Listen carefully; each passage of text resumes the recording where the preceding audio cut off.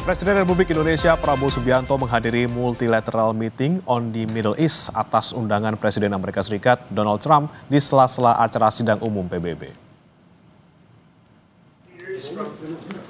Pertemuan digelar terbatas di ruang konsultasi Dewan Keamanan PBB New York pada Selasa waktu setempat.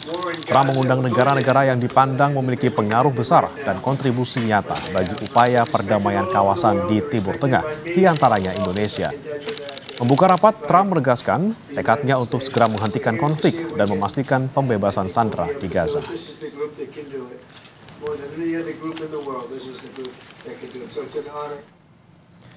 Dalam sesi ini, Presiden Republik Indonesia Prabowo Subianto mendapat pujian dari Presiden Amerika Serikat Donald Trump.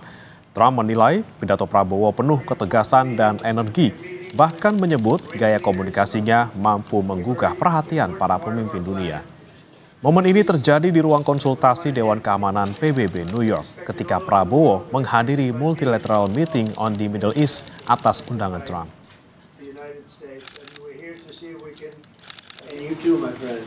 Great speech. You did a great job pounding on that table. I said, how would you like to deal with him on your left? It's not easy. You did a great job. Thank you very much. Indonesia is prepared to deploy 20,000 or even more of our sons and daughters to help secure peace in Gaza. Dalam salah satu bagian pidato di sidang Majelis Umum PBB, Presiden Prabowo Subianto dengan tegas mengatakan Indonesia telah menyiapkan 20.000 lebih putra-putri terbaik untuk mendukung perdamaian dunia. Tidak hanya di Gaza Palestina, namun juga di wilayah-wilayah konflik lainnya, dari Ukraina, Sudan, hingga Libya. Prabowo juga berkomitmen dan percaya pada PBB terkait perdamaian dunia.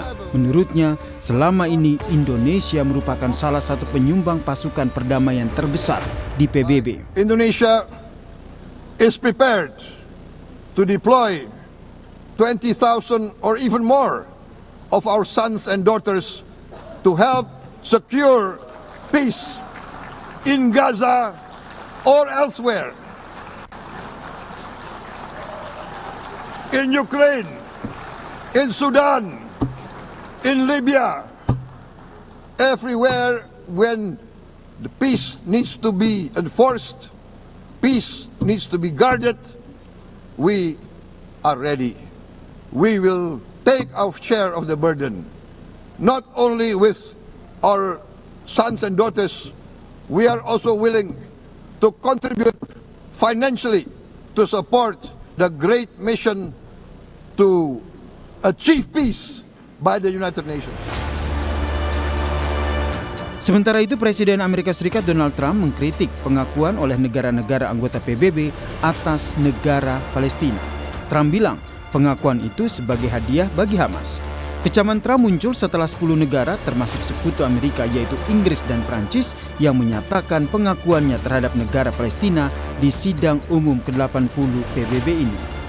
As everyone knows, I have also been deeply engaged in seeking a ceasefire in Gaza. Have to get that done. Have to get it done. Unfortunately, Hamas has repeatedly rejected reasonable offers to make peace. We can't forget October 7th, can we? Now, as if to encourage continued conflict, some of this body is seeking to unilaterally recognize a Palestinian state. The rewards would be too great for Hamas terrorists for their atrocities. This would be a reward for these horrible atrocities, including October 7th, even while they refuse to release the hostages or accept a ceasefire. Selain Indonesia, sejumlah negara Eropa kini berdiri mengakui Palestina.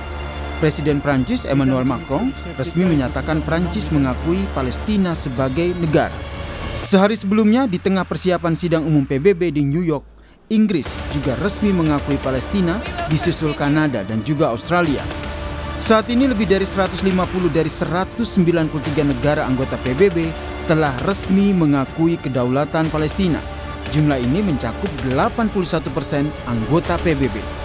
Ini pun menunjukkan PBB secara de facto sudah mengakui kemerdekaan Palestina karena 3/4 dari anggota PBB telah mengakui kemerdekaan Palestina. Tim Liputan, Kompas TV.